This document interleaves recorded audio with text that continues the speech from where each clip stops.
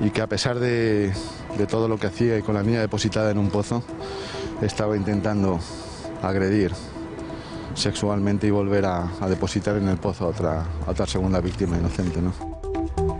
Buenas noches. José Enrique Abuí, más conocido por todos como El Chicle, se sienta en el banquillo. Lo ha hecho por el caso que en realidad le destapó como el asesino de Diana Quer.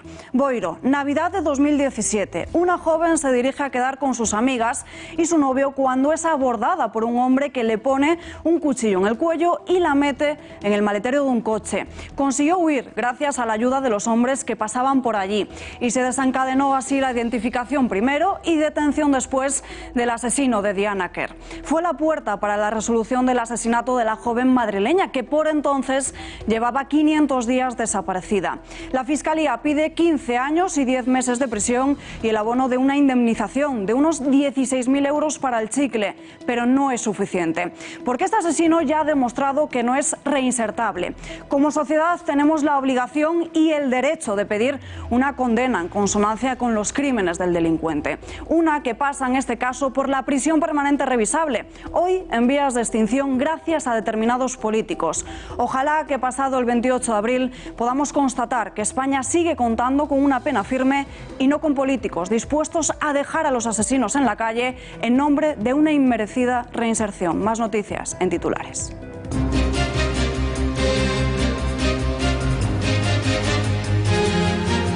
No piensa excluir a ninguna formación dentro de la Constitución. Reflexión de Pedro Sánchez de esta mañana. El presidente asegura que quiere un gobierno estable del Partido Socialista y para ello pide concentrar el voto en su formación y ha asegurado que si tiene que pactar lo hará con PP, Ciudadanos y Podemos.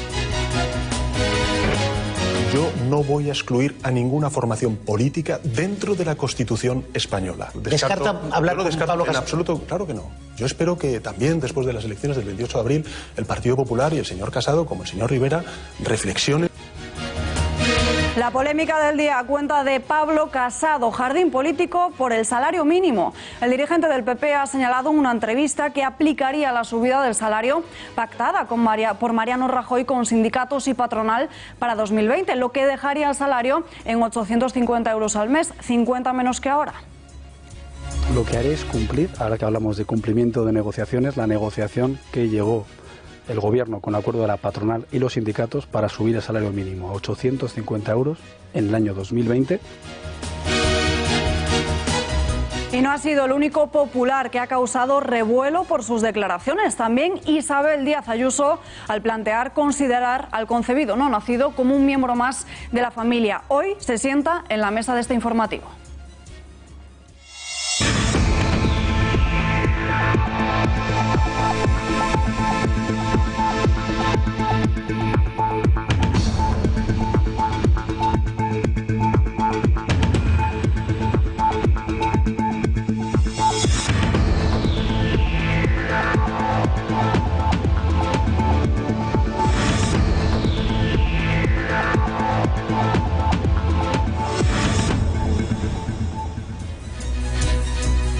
Vox entrará en el Congreso de los Diputados, una afirmación que se respalda en mayor o menor medidas en todas las encuestas, aunque el CIS prefiere mantener el perfil bajo. Los puntos más oscuros de este barómetro en nuestra sección de sesión de control.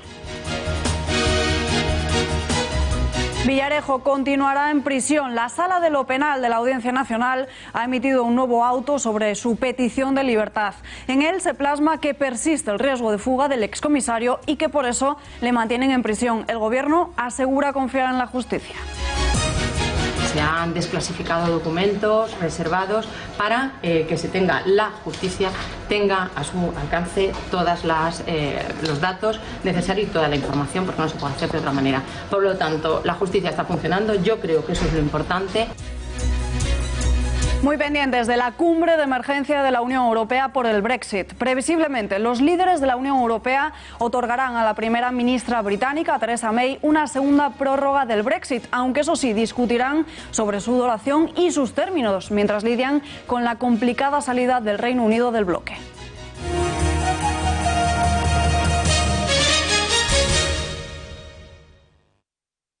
Yo no voy a excluir a ninguna formación política dentro de la Constitución española. ¿Descarta hablar con Pablo Casado? En absoluto, claro que no. Yo espero que también después de las elecciones del 28 de abril el Partido Popular y el señor Casado, como el señor Rivera, reflexionen. Hay 3 partidos políticos que han dicho que si les da la suma, se entenderán para gobernar. En segundo lugar, que el único partido, lo que dicen todas las encuestas, que puede sumar más que estas 3 formaciones políticas es el Partido Socialista Obrero Español. Con lo cual, creo que lo más importante es concentrar todo ese voto en el único partido, el Partido Socialista, que puede hacer frente a estas 3 derechas. Lo han escuchado. Dice Pedro Sánchez que busca un bloque para combatir a las 3 derechas, pero a los minutos se contradice y afirma que estaría dispuesto a pactar con PP, Ciudadanos o Podemos. La última encuesta del CIS habla de 2 caminos: pacto del PSOE con Ciudadanos o bloque de la moción de censura. Cifras escandalosas y poco creíbles para algunos, incluso para el propio Tezanos. Yo veo los datos, como cualquiera que puede ver los datos, y a mí hay cosas que me llaman un poco la atención. ¿Cómo cuáles? Por ejemplo, yo no acabo de ver claro que el PP haya caído tanto. Es una opinión personal, no es una opinión científica. Los datos son los que han salido. Yo también tengo la impresión de que Vox puede sacar más de lo que dice las encuestas, lo que dicen los datos en este momento, que puede tener un voto oculto. Y eso puede ser un vuelco total a la situación. A Pablo Casado le continúa dando la risa con las cifras del CIS y pide cargarlo a la cuenta de campaña del Partido Socialista. No pervirtamos institucionalmente este tipo de estudios a beneficio de un partido. Yo creo que el CIS de ayer lo tenía que haber pagado el PSOE, porque es un acto de propaganda electoral. Es puro fake news.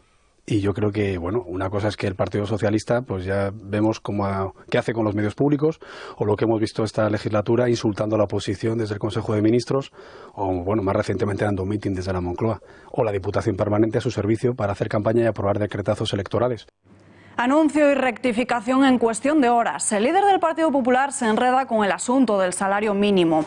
Pablo Casado hablaba a primera hora de esta mañana de bajarlo a 850 euros mensuales. Ya por la tarde aseguraba que él se refería a que tenía que hablarlo con sindicatos y la patronal. Lo calificaba de la fake news de la semana. Lo que haré es cumplir, ahora que hablamos de cumplimiento de negociaciones, la negociación que llegó el Gobierno con acuerdo de la patronal y los sindicatos para subir el salario mínimo a 850 euros en el año 2020 y además respetando la subida que ya hicimos el año pasado de un 4% y del año anterior un 8%. Lecciones de política social al Partido Popular, ni una. Ahora mismo, ¿qué es lo que yo he dicho a la pregunta de un medio de comunicación esta mañana? Que nosotros lo primero que haríamos es sentarnos con la patronal y con los sindicatos para este tema y para otros muchos, que es lo que no ha hecho Pedro Sánchez. Es decir, la cuestión no es si ahora el cómputo de salario mínimo se baja. La cuestión es cómo se tiene que negociar la subida del salario mínimo y otras cuestiones relacionadas con las cuestiones salariales. Quedan 2 días para que comience la campaña electoral y lo que hemos visto en las últimas semanas han sido nombres y muchas promesas electorales. Xavier Orcajo, periodista y director de Pulso Económico. Muy buenas noches. Buenas noches, Alba. Bueno, ¿cuáles son las recetas fiscales de los partidos de cara al 28 de abril? Entramos en el mercadillo fiscal. Eso es lo que parece la propuesta de los partidos políticos para las elecciones del 28 de abril. En primer lugar, vamos con Unidos Podemos. Unidos Podemos y PSOE se caracterizan porque quieren subir impuestos, si les parece que lo que hay no es suficiente. Podemos propone un impuesto para bancos, un paquete de ayudas sociales, que no haya una sociedad que no pague al menos el 15% de tributos, igualar las sucesiones en el sentido alto, el impuesto de sucesiones igualado para todos, pero en el tramo alto, sin modificaciones. El partido de Pedro Sánchez propone subir también los impuestos, más gasto público, dedicarlo a medidas y paquetes de asuntos sociales y, atención, 2 puntos más de IRPF para aquellos salarios que ingresen más de 150.000 euros. Además, las bases a partir de 300.000 euros las quieren poner imposibles. Se ve venir aumento en la fiscalidad, caso que gane Sánchez las elecciones, de carburantes y también de las hipotecas. Entramos ya en el territorio de los que entienden que ya pagamos suficiente, que pagamos en exceso y que lo que hay que hacer es reducir la cuña fiscal. Empezamos por Ciudadanos.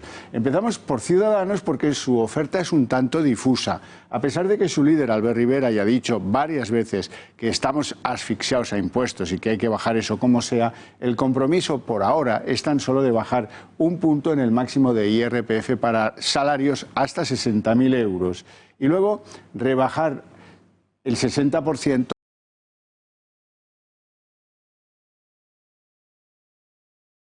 residiendo en localidades de menos de 5.000 habitantes. Hoy ha dicho Albert Rivera que quiere una tarifa plana de 2 años para los autónomos y también se plantean bonificar el impuesto de sucesiones, extender lo que ya hace el Partido Popular, por ejemplo, en Madrid, que es bonificarlo, no suprimirlo. Vamos con el programa económico del Partido Popular.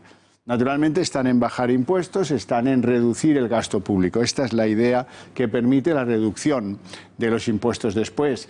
Quieren reducir el tramo máximo de IRPF estableciendo un tope del, como ven aquí, del 60%. Bueno, el impuesto sobre sociedades debería caer del 50 al 10, es decir, que tendría un estable máximo del 20% y proponen, atención, suprimir el impuesto de sucesiones, de sucesiones. Suprimirlo, no bonificarlo como hasta ahora, sino simplemente que desaparezca. Y vamos con el programa de Vox. Vox también se apunta a lo de bajar. Por cierto, antes se me olvidó decir que en el programa del PP, Casado ha dicho hoy mismo que él cree que estas reducciones fiscales equivalen a unos 16.000 millones de euros. Vuelvo al programa de Vox. Reducir el gasto.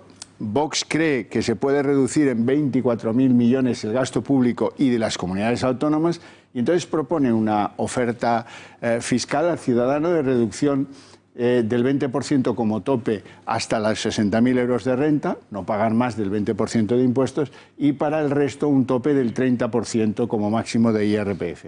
Y por último, para el impuesto de sociedades, un tramo en torno al 20% con una reducción hasta el 15% para las pequeñas y medianas industrias. Bueno, pues eso es lo que se propone, lo que está en el caldero electoral.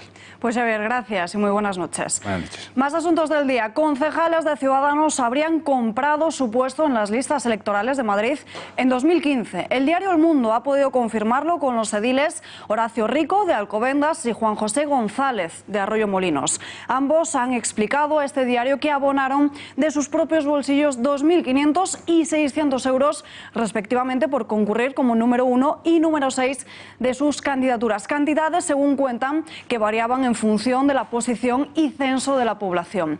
Desde Ciudadanos lo niegan y argumentan que se financió estrictamente dentro de los márgenes que establece la ley. Una semana más, Vox ha vuelto a estar en boca de casi todo el mundo. La encuesta del CIS, publicada ayer, otorgaba al partido de Abascal un crecimiento por encima del 10%. Sin embargo, si profundizamos en este barómetro, percibimos algunos datos que no parecen muy certeros. Javier Torres, sesión de control.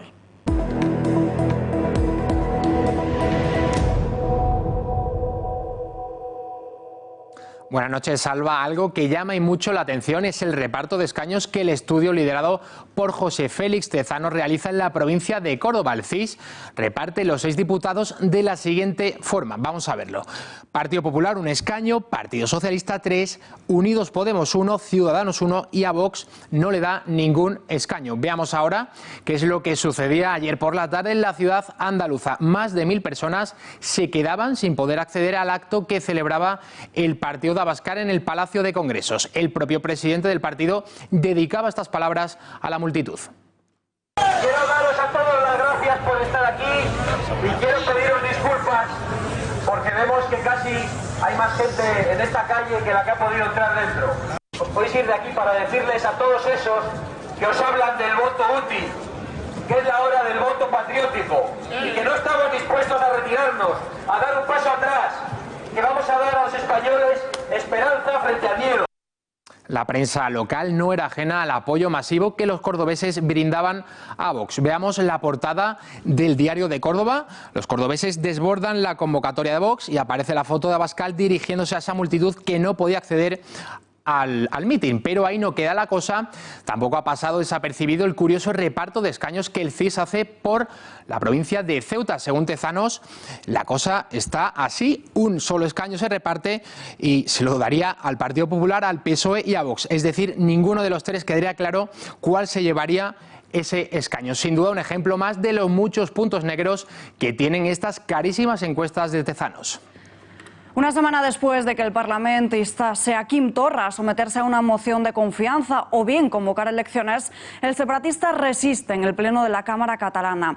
Presión de la oposición ante la que vuelve a presionar a Pedro Sánchez. Nosaltres som aquí. Sí a l'autodeterminació. Sí al referèndum. Sí a la independència de Catalunya. Nosaltres som aquí. I jo el que a vostès els voldria demanar és que deixin de considerar el dret a l'autodeterminació com un permís. El dret a l'autodeterminació no és un permís a l'autodeterminació, és un dret. I els drets s'han de treballar i s'han de lluitar i s'han d'exigir. Soberano rapapolvo el de Inés Arrimadas a Quim Torra. El dirigente catalán le ha reprochado a la líder de la oposición su visión provinciana, dice. Última sesión de control al gobierno catalán antes de la campaña electoral, en la que Arrimadas ha hecho alusión a la nueva área de seguridad institucional dentro del govern, que darà servicio precisamente a l'escolta del presidente. La reacció espanyola al 1 d'octubre i a l'exercici de democràcia d'aquest país des d'aleshores ha significat el fracàs més absolut dels últims anys en la credibilitat democràtica. Però si algú encarna i personifica aquest fracàs és vostè, senyora Arrimadas. Que ustedes se crean una guardia pretoriana propia al margen del área de escolta. ¿Qué pasa, señor Torra, que no se fía usted del área de escoltas de los Mossos? ¿No es la institución más querida por los catalanes, según usted? A ver, ¿qué barbaridad quieren cometer para que se tengan que hacer una guardia pretoriana propia, elegida a dedo por afinidad ideológica? ¿Cuándo decidió crearse este nuevo chiringuito, señor Torra? ¿Cuando Trapero largó en el juicio y dijo que los Mossos estaban dispuestos a la detención de Puigdemont? ¿Qué quieren hacer? ¿Premiar a Mossos independentistas mientras sancionan al Mossu que dijo que la República no existe? Dos Mossos de escuadra de paisanos con armas y pinganillos persiguieron a agentes de policía en un coche de la Generalitat. Es una de las principales revelaciones de un inspector de la Comisaría General de Información desplazado a Cataluña para el 1 de octubre. Maribel de Jesús, redacción de Informativos. ¿Cómo se ha vivido la jornada de juicio al golpismo? Muy buenas noches. Buenas noches, Alba. En la jornada de hoy del juicio al golpismo hemos escuchado declaraciones inéditas. Los Mossos persiguieron a los policías en coches de la Presidencia de la Generalidad y además un agente ha asegurado que vio al abogado de Oriol Junqueras en colegios de votación el 1 de octubre. Nueva jornada en la que han declarado 7 agentes de Policía Nacional. Nada más comenzar, Marchena ha tenido que suspender la sesión para que atendieran a un funcionario. Disculpe, vamos a parar un segundito que tiene que asistir el médico forense a Paco. Poco después se ha reanudado. Los agentes han denunciado que 2 mozos vestidos de paisano utilizaron un coche de la Presidencia de la Generalidad para seguirles. Vimos que eran mozos de escuadra, pues simplemente llevaban una serie de cosas, eran camuflados, llevaban medios de transmisión ocultos y una vez que nuestras unidades abandonan el colegio, ellos dos, de una manera rápida, corriendo, se dirigen a un vehículo que estaba detrás nuestra, que era un Seat Ibiza, y salieron detrás de nuestras unidades. Sí, a la Presidencia de la Generalitat. Además, los inspectores han explicado que debido a las situaciones violentas que vivieron, se tuvieron que esconder en un portal. Salió un grupo de alrededor de unas 20 personas que con ellos portaban cascos de moto, algunos llevaban cascos de motos, otros llevaban palos, cadenas, pasamontaña y demás. Siendo que era un ambiente bastante violento y hostil, pues la compañera y yo lo que hicimos, decidimos meternos en un portal. El último testigo de la mañana ha dejado declaraciones inéditas. Ha asegurado que vio a Clara Ponsati en la Consejería de Educación con los independentistas con una actitud resistente y gritando. Recordar que la consejera se encuentra actualmente fugada en Reino Unido. También ha testificado sobre la actuación del abogado de Oriol Junqueras, de Andreu van den Eyden, el 1 de octubre en un colegio de votación. Hay un señor que no está sentado, que es el único que está de pie en ese momento, que es el que se dirige a nosotros. Es un letrado de la defensa. Se dirige a nosotros, se hace valer su condición de letrado. Me dirijo ya a esa función en cuestión y digo, este señor tiene todas las explicaciones pertinentes no pinta nada aquí. El agente ha confirmado lo mismo que explicó su compañero en la sesión anterior. El abogado de Oriol Junqueras estaba en los colegios de votación. Por la tarde han declarado otros 7 agentes y uno de ellos ha asegurado que Jordi Cuixart les dijo que estaban haciendo el ridículo. Generalizado. El señor Cuixart sí que decía que estamos haciendo el ridículo, que podíamos haber pasado de largo. Entonces, así, como muy de, por su parte, como muy de colegueo, pero de que no hacéis nada aquí y que dejarlo ya todo. Los agentes han vuelto a explicar que les agredieron y que les insultaron. También que incautaron papeletas y pancartas en las que ponía "Hola República" y "Sí". También ha declarado un mozo de escuadra que ha asegurado que dejó a las personas que votaran y que tampoco intervino material electoral. Maribel, gracias y muy buenas noches. Seguimos en Página Catalana. Dato absolutamente objetivo. Es el argumento con el que se defiende el Mossu que dijo que la República no existía. Interior, que anunció la apertura de un expediente, ha propuesto sancionarle por una falta leve, pero el policía no está de acuerdo. En su escrito de alegaciones, el agente del Cuerpo Autonómico sostiene que la primera parte de la frase "la República no existe" es un dato absolutamente objetivo, reconocido además unánimemente incluso por los propios políticos imputados en el procedimiento que se sigue ante el Tribunal Supremo. Asegura también que la famosa frase forma parte de una conversación mucho más amplia y que no tenía intención alguna de insultar.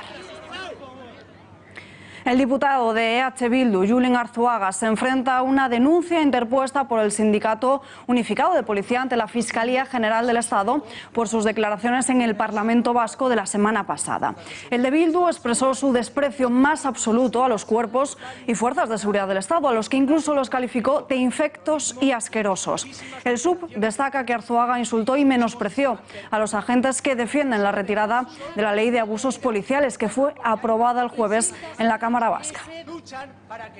Ha sido la primera organización sindical en demandar por injurias a Arzuaga por sus manifestaciones, tras las registradas el lunes por el sindicato mayoritario entre los mandos policiales, también ante la Fiscalía General y el SUP en un juzgado de Vitoria. Tenemos precisamente conexión en directo con Ramón Cosío, portavoz del SUP. Muy buenas noches. Hola, buenas noches, ¿qué tal? ¿Cómo están? Señor Cosío, denuncian al diputado de Bildu por injurias. ¿Qué recorrido judicial tiene esta iniciativa? ¿Cree que responderá ante la justicia por las declaraciones realizadas? Entendemos que sí, entendemos que el recorrido judicial, por lo pronto tenemos un acto de conciliación en el cual esta persona nosotros solicitamos o exigimos que, por un lado, explique cuáles fueron los motivos que llevaron a hacer esas manifestaciones y, por otro lado, que pida perdón.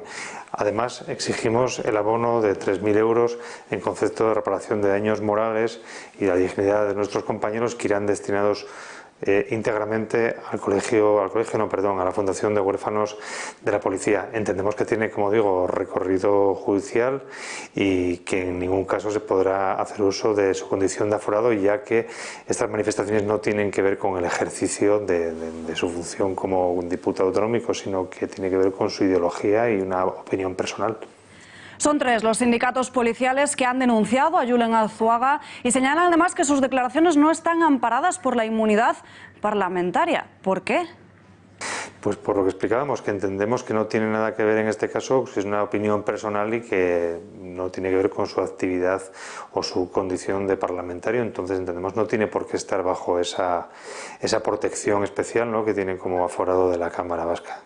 Esta ley de abusos policiales, aprobada en el Parlamento Vasco, da por probada la existencia de torturas por parte de las fuerzas y cuerpos de seguridad del Estado. Como miembro del cuerpo de policía, ¿cómo recibe la mera existencia de esta ley? Pues sentimos ofendidos e indignados. Viniendo en este caso del entorno de la izquierda abertzale, pues tampoco es una declaración que de alguna forma pues viene un poco a alinearse con lo que ha mantenido durante los últimos 30 años o 40, ¿no?, de existencia. En España ni se tortura ni se ha torturado nunca. No hay ninguna resolución que diga que en España se haya torturado. Hay una resolución del Consejo de Europa que decía que no se habían investigado suficiente esas denuncias que había, pero bueno, eso responde únicamente a que protocolariamente cada detenido que estuviera relacionado con la banda terrorista ETA, pues sistemáticamente lo que denunciaba era que se le habían infligido unas lesiones o unas torturas, ¿no? Entonces los jueces, ante esta evidencia y ante el hecho de que no hubiera ningún indicio racional ni ninguna lesión que presentasen esas personas, pues directamente archivan, pero como digo, en nuestro país no se ha torturado ni se tortura. Hace unos días asistíamos al homenaje de la izquierda abertzale a un etarra. ¿Cree que los tribunales y los distintos gobiernos nacionales han hecho justicia en lo que a ETA se refiere? ¿Cree que se respeta la memoria y dignidad de las víctimas? No, nos gustaría que se pusieran el mismo empeño para respetar esta memoria como el que se pone en otras cuestiones en nuestro país.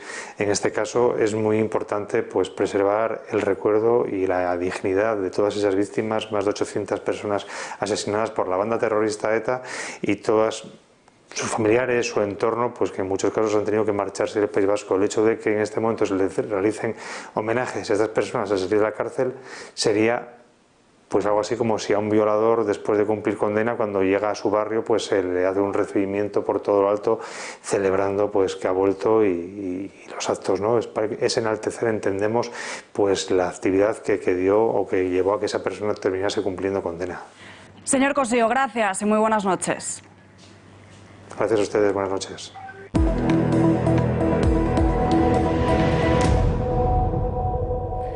Isabel Díaz Ayuso ha planteado considerar al concebido no nacido como un miembro más de la unidad familiar, de forma que se tenga en cuenta a la hora de solicitar plaza escolar o tramitar el título de familia numerosa. Unas medidas que parecen responder a ese nuevo Partido Popular que trata de recuperar a votantes decepcionados con la etapa de Mariano Rajoy.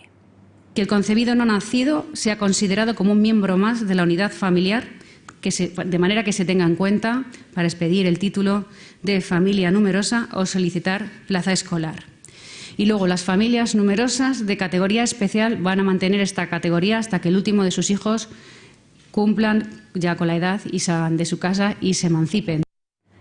Palabras que han causado un auténtico terremoto político. Las reacciones no se han hecho esperar. Desde Partido Socialista y desde Ciudadanos califican la propuesta de peligrosa y aventurada. Como no hay proyecto, que es lo que hemos visto durante toda esta legislatura, lo que hay son ocurrencias de última hora y nos parece que una propuesta sobre los concebidos no nacidos como mínimo debería estar pensada como para que la candidata que lo propone tenga algo que decir cuando le preguntan sobre la propuesta más allá de no lo he pensado. Nos parece una ocurrencia peligrosa.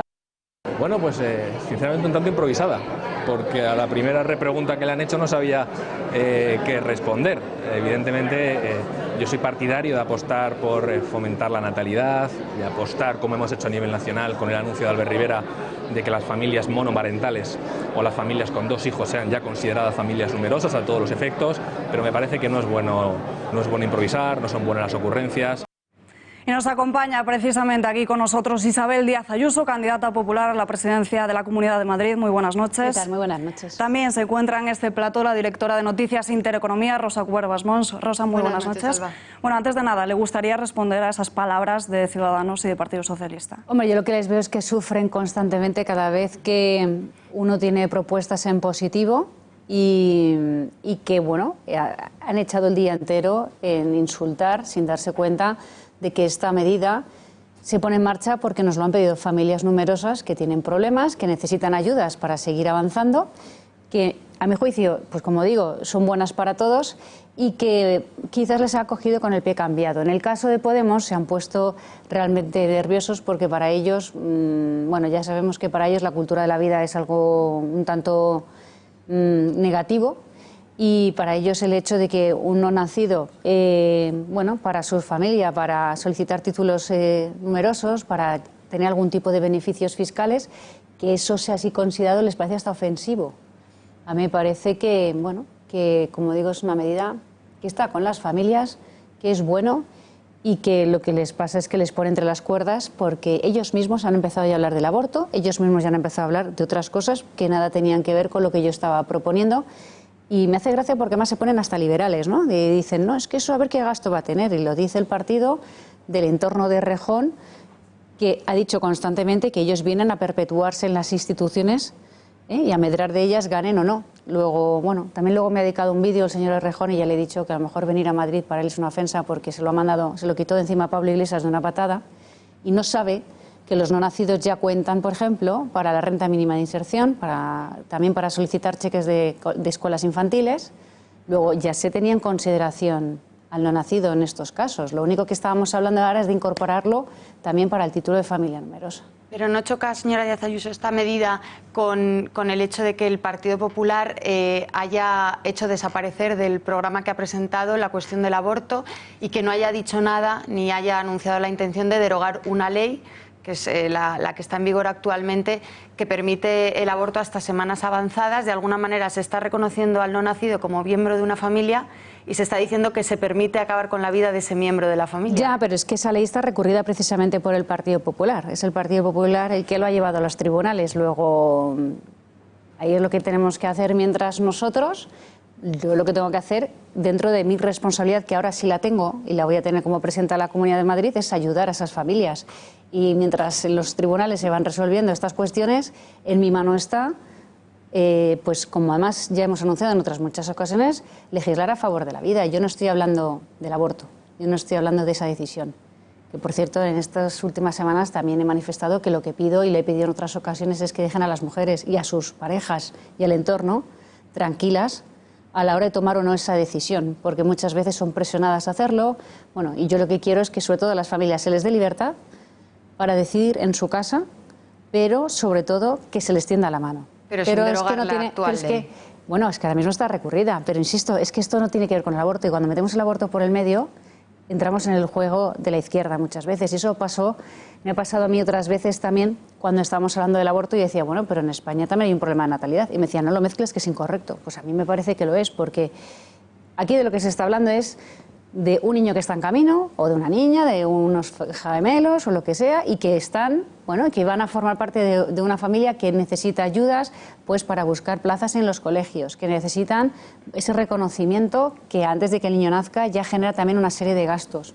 Yo creo que la medida es en positivo y creo que eso es lo que tiene que ser bienvenido, y sobre todo nos hace sospechar y lamentar esa explosión de insultos que ha habido y esa forma de atacar. No sabéis los insultos que llevo recibiendo a lo largo de todo el día por parte de toda la izquierda, llamándome, bueno, de todo, ¿no? Y creo que además dicen ya atentando contra el aborto. No tiene que ver con eso, pero evidentemente si yo tengo que tomar decisiones siempre prefiero que sean a favor de acompañar a las familias, bueno, pues para que no lo hagan.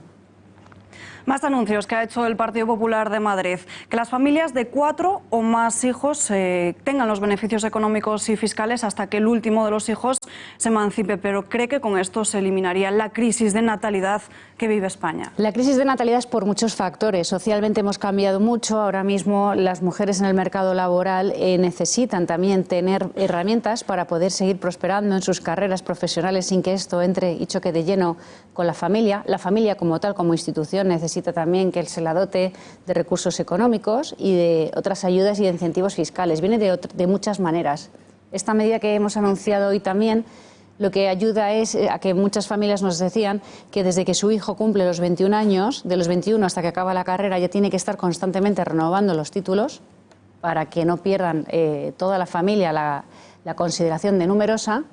Y además que a partir de una determinada, cuando ya se lee uno, ya eso le perjudica a los demás. ¿Y qué pasa? Que ha habido muchos padres y madres, sobre todo madres, que han dejado de trabajar porque tenían esas familias numerosas, y que tu primer hijo se independice, se emancipe, no quita para que tu situación económica en casa siga siendo delicada. Entonces la idea va también un poco en ese sentido. Pero efectivamente la natalidad se tiene que abordar desde muchos aspectos, fomentando más conciliación, fomentando más teletrabajo y bueno, y apoyando pues a la infancia y a las familias que quieren seguir teniendo hijos. Y por ejemplo, para eso también he propuesto hace poco, aunque lo tengo que desarrollar porque es una de las propuestas que quiero dejar para el final de la campaña, un programa de vivienda, porque un problema que tenemos también en España es que los jóvenes se emancipan muy tarde.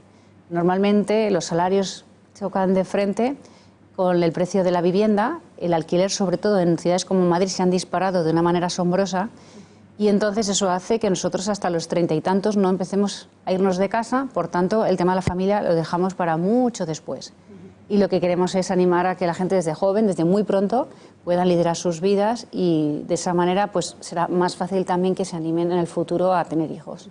Más allá de las cuestiones familiares o de esta medida del alquiler, ¿qué otras medidas propone la candidatura de Isabel Díaz Ayuso para Madrid? Hoy en realidad, hoy lo que he hecho era, hoy he hecho un desayuno por la mañana donde he trasladado todas estas propuestas, he hecho un análisis de cómo está la situación ahora mismo en España, lo que tenemos por delante con el presidente Pedro Sánchez y sus socios de gobierno, y entonces después de ese análisis he hecho un resumen de algunas de las propuestas que he ido ya pronunciando a lo largo de estos meses y otras que quiero hacer en el futuro.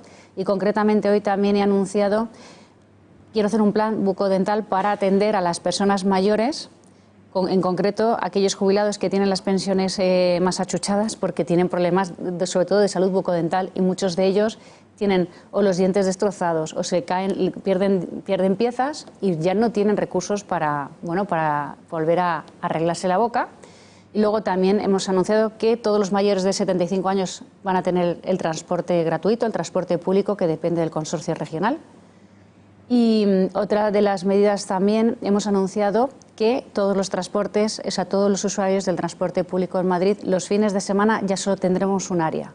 De manera que si tú tienes el abono para la zona A, te puedas mover por toda la comunidad de manera libre, y los que estén por la periferia, pues lo mismo hacia el centro. Pero a lo largo de estos días he trasladado muchas cosas. Yo tengo un firme compromiso con los 179 municipios que tiene Madrid, porque no solo está la capital. He estado con agricultores, hemos estado con ganaderos, y lo que queremos hacer es que la marca Madrid también se conozca y se aprecie mucho más y le pongamos luz a ello. Hemos estado también en centros de innovación y en uno de ellos lo que queremos hacer es promocionar uno internacional que sea en Madrid, porque casi todas las capitales europeas tienen uno de referencia y nos falta uno en Madrid para apostar por el talento, la innovación. Hemos apostado también por la formación profesional, porque es una salida de formación muy buena, que está funcionando muy bien, para que la gente más joven se incorpore al mercado laboral después de hacer esas prácticas a través de la formación dual. Entonces queremos hacer un libro blanco para revolucionarlo.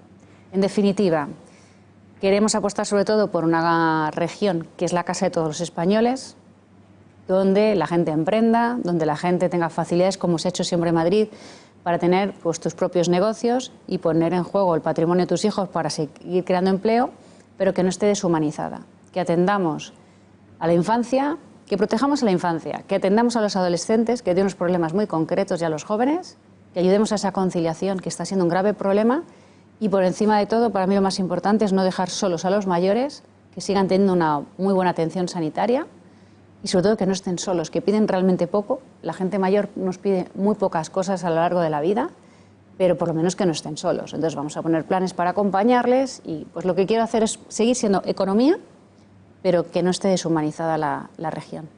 Más asuntos. Hablemos ahora de la cuestión lingüística, porque no afecta a la comunidad por la que usted se presenta, pero sí que hemos visto a Pablo Casado en campaña prometiendo una protección al español, y precisamente en comunidades que gobernadas por el Partido Popular. ¿Cómo hacer frente entonces a esa discordancia? Yo creo que efectivamente, como indica el presidente Pablo Casado, ha habido aquí pues una situación que tenemos que corregir desde la nacional, de manera que haya la libre circulación de funcionarios, libre circulación de profesionales, que una persona cuando vaya, por ejemplo, a opositar en otra comunidad autónoma, lo haga en español, y el hecho de dominar una lengua cooficial, que es riqueza cultural española, eso se valore, pero que no sea un requisito para que no se cree con eso una barrera, y que evidentemente una persona pueda operar en Murcia o en Baleares porque es un gran cirujano, no porque domina una lengua u otra. Entonces, la idea sobre todo es acabar con esas barreras, y yo estoy completamente de acuerdo, porque sí que creo que tiene que haber una cooperación entre regiones. Creo que el Estado autonómico en Madrid, por ejemplo, nos ha venido muy bien, nos ha dado muy buenos beneficios y ha evitado que hoy el socialismo gobierne Madrid. Gracias a eso nuestra sanidad o nuestra educación han seguido avanzando en libertad, pero es verdad que no podemos hacer que una comunidad autónoma esté por encima del Estado. Luego lo que tenemos que hacer es romper esas barreras. Lo que tenemos que permitir es pues, que haya una selectividad única, que haya una tarjeta sanitaria única, y que tú te puedas mover por todos los rincones de tu país, y que las señales, las multas de tráfico, tu relación con la administración sea en español, y si además es en una segunda lengua, fenomenal. Más cuestiones legislativas que dependen de las autonomías. Las leyes de ideología de género que usted ha criticado, en concreto la que está en Madrid ahora mismo en vigor, no le gusta. ¿Se compromete en caso de presidir la Comunidad de Madrid, derogar la actual ley de ideología, transexualidad? Sí. La ley, sí. A ver, el tema de la ley esta no lo deroga un presidente. Eso se hace en el Parlamento. Yo necesito una mayoría parlamentaria para corregir aspectos de la ley que a mí no me gustan. El hecho de llevar en sí una ley que intenta acabar con el acoso, la discriminación hacia un colectivo que es verdad que en las aulas, por las estadísticas, nos estaban diciendo que sí que estaba siendo acorralado de una u otra manera, y además que los padres, ya no asociaciones por el medio, los propios padres nos lo habían trasladado una y otra vez, yo no lo veo mal. Igual que tampoco veo mal erradicar o intentar erradicar la violencia contra los niños, contra las mujeres, contra los hombres. Hasta ahí correcto. El problema es que cuando tú ya lo llevas al Parlamento y en ese debate parlamentario estamos solos en 3 contra 1, Ciudadanos, PSOE y Podemos, como han estado toda la legislatura con un montón de cosas, y en el rodillo parlamentario durante el proceso de enmiendas se meten según qué artículos, evidentemente las leyes empeoran absolutamente. Entonces, 2 cosas aquí. En los colegios de la Comunidad de Madrid, que quiero que quede claro, esas asociaciones, esos talleres no se dan si no lo permite el colegio y no lo permiten las familias. Es decir, si tú no quieres que tus hijos tengan ningún tipo de información de ese tipo, no lo van a tener. Pero para mí lo que es importante es qué podemos corregir de esas leyes. A mí la inversión de la carga de prueba, pues eso a mí me ha parecido siempre, como ha pasado con las leyes de violencia contra la mujer en Andalucía o en otras comunidades, yo sí que lo he criticado porque yo creo en el Estado de Derecho y yo creo que uno ha de demostrar si ha sido agredido o ha sido acosado o ha sido, bueno, pues discriminado de una manera u de otra. Esa parte de la ley sí que la quiero, desde luego, modificar si tengo la mayoría parlamentaria e impedir que haya consejos que permitan que las asociaciones, que de inicio su actividad es loable, pero acaban imponiendo también su parte ideológica, pues que no lo hagan. Y eso ha pasado, por ejemplo, en otras comunidades autónomas, que dinero que estaba destinado a la violencia contra la mujer, cosa que me parece bien, insisto, yo no llamo al hombre violento ni a la mujer víctima por serlos, pero que haya recursos destinados a acabar con la violencia contra la mujer me parece correcto. Otra cosa es que 9 de cada 10 euros, como se ha visto, no se hayan destinado a esto y se hayan destinado al final a asociaciones que se quedan por el medio y a utilización partidista y política de esa causa. Diferencia entre enemigos y adversarios, y usted ha dicho que no tiene ningún problema en pactar con aquellos partidos que quieren remar en la misma dirección. ¿Cómo está ahora mismo la relación con Vox? Bueno, nos llevamos bien en general y es verdad que ahora tenemos cada uno lleva ahora mismo su camino. Es verdad que a veces nos chocamos, porque yo propongo una cosa, tú propones la otra, tú dijiste, y hay veces que estamos así, pero en realidad la mayoría de las veces vamos con respeto porque somos conscientes de que tenemos problemas muy importantes delante y desafíos que son enormes, que van mucho más allá de nuestros codazos. Lo que tenemos delante y que en 3 semanas puede ser el final de la España del 78 que conocemos es ese presidente del gobierno que está sentado ahora mismo en la Moncloa de la mano de los independentistas, de los herederos políticos de ETA y de la extrema izquierda. Y que sin duda hay una hoja de ruta perfectamente calculada para favorecer el independentismo a cambio de poder, que utiliza todos los medios del Estado para perpetuarse, que utiliza los viernes con el dinero de todos los contribuyentes para hacer sus campañas, que está haciendo propuestas que no puede cumplir, que está tirando con dinero de todos para intentar llegar a las personas más desfavorecidas diciéndoles falsas expectativas y esperanzas como hace siempre el socialismo. Pues ese tipo de propuestas, la utilización sin ningún tipo de sonrojo del CIS, de los decretazos, de no negociar con los grupos de la oposición, de no ir a debates, de no atender a preguntas, pues todo eso lo que nos demuestra es cómo sería la España que hemos conocido a futuro. Entonces, es tan grave lo que tenemos que hay cosas que nos unen, hay cosas que nos diferencian. Yo no estoy de acuerdo en todo lo que propone Vox, ni Vox lo que hace el PP. Somos partidos distintos, pero que yo creo que en lo importante nos vamos a encontrar, nos vamos a unir, porque es que ese desafío es mucho mayor. La España que hemos conocido, la España constitucional, la monarquía parlamentaria que nos dimos todos en el 78, el estado de prosperidad y de bienestar que nos hemos dado en 40 años, que muchas veces no somos capaces de creerlo, todo eso puede acabar. Luego yo miro para adelante y aunque yo defiendo la postura del Partido Popular por encima de todo, también soy consciente de que en lo importante nos entenderemos con todos los partidos que están como nosotros preocupados por esto. Antes de la cita del 28, antes de la cita de las autonómicas del 26 de mayo, tienen la del 28 de abril. ¿Cree que de alguna manera pueden afectar los resultados de las generales en la campaña autonómica, movilizar voto en la izquierda, en la derecha? Sí, la verdad es que todo puede ser. Ahora mismo estamos viendo un momento en el que las dos campañas están juntas, donde hay fragmentación de partidos. Entonces, realmente yo no sé al final cómo puede ser esto. A mí lo que me preocuparía mucho, a mí me importa ahora mismo España y me preocupa que Pedro Sánchez pudiera seguir en la Moncloa con esos socios. Yo quiero que Pablo Casado sea el próximo presidente del Gobierno y estoy convencida de que si él lo es, va a ser bueno para todos. En el momento en el que tuviéramos a esa gente que utiliza la maquinaria del poder sin ningún rubor, enfrente de mí, como candidata en la Comunidad de Madrid, creo que tendría graves problemas, porque son capaces de cualquier cosa.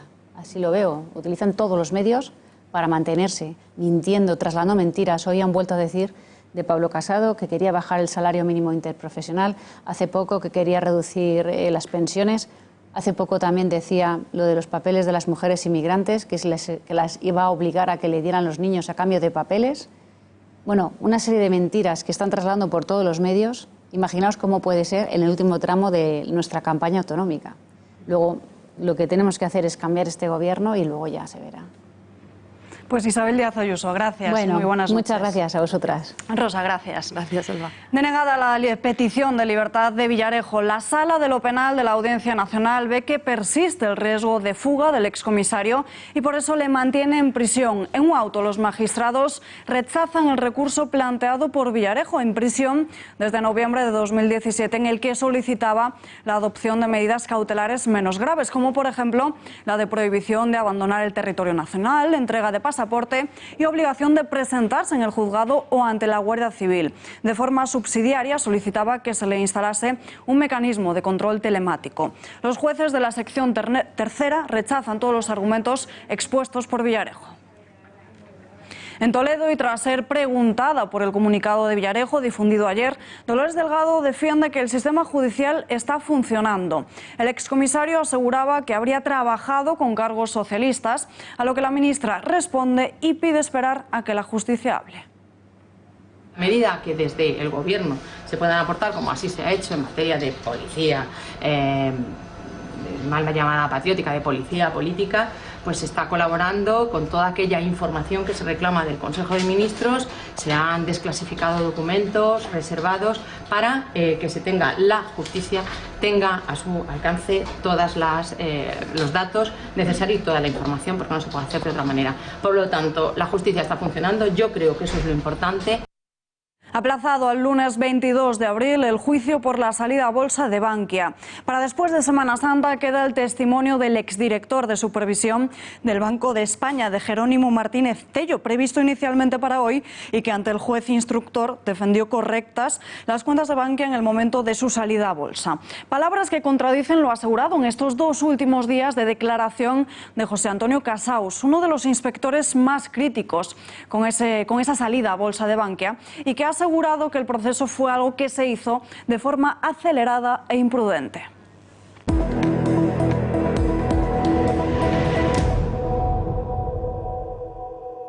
Un depredador acechaba a su víctima de un modo frío y buscando su mejor oportunidad para poderla atacar, ¿no? Afortunadamente la hija de Eli está a salvo, marcada de por vida, eso sí, y que entendamos que hay individuos que hay que ponerlos al margen de la sociedad, por el bienestar de los ciudadanos de bien.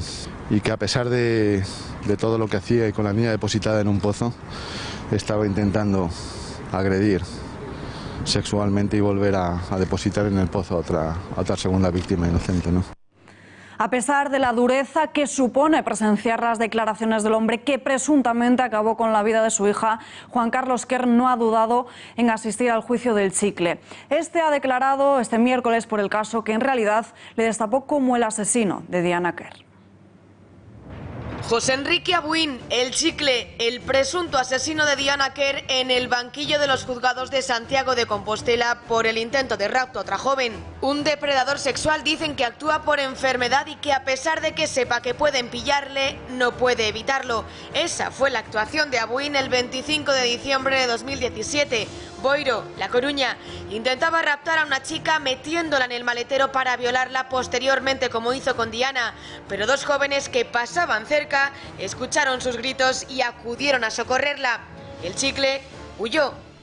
Esta es su versión de los hechos. Me encontré con esta chica de frente y como necesitaba dinero le pedí pues y nada más. Nada más. Nada más. ¿No pasó nada más? No me quiso dar el móvil, forcejeamos y... Pero ¿cómo se atreve a asegurar que no pasó nada más? Él mantiene su inocencia, pero las pruebas no señalan lo mismo. La Fiscalía pide 15 años y 10 meses de prisión por los delitos de detención ilegal, agresión sexual en grado de tentativa, robo, amenazas y lesiones, además de una indemnización de 15.750 euros a la víctima. También ha declarado hoy la víctima, pero lo ha hecho tras un biombo para no ver la cara a su agresor.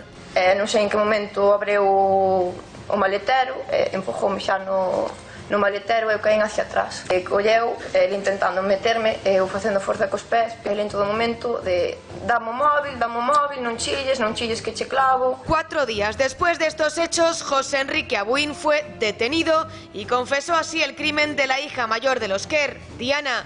Para ese juicio todavía no hay fecha, pero el chicle tendrá que hacer frente a la petición de una pena de prisión permanente revisable.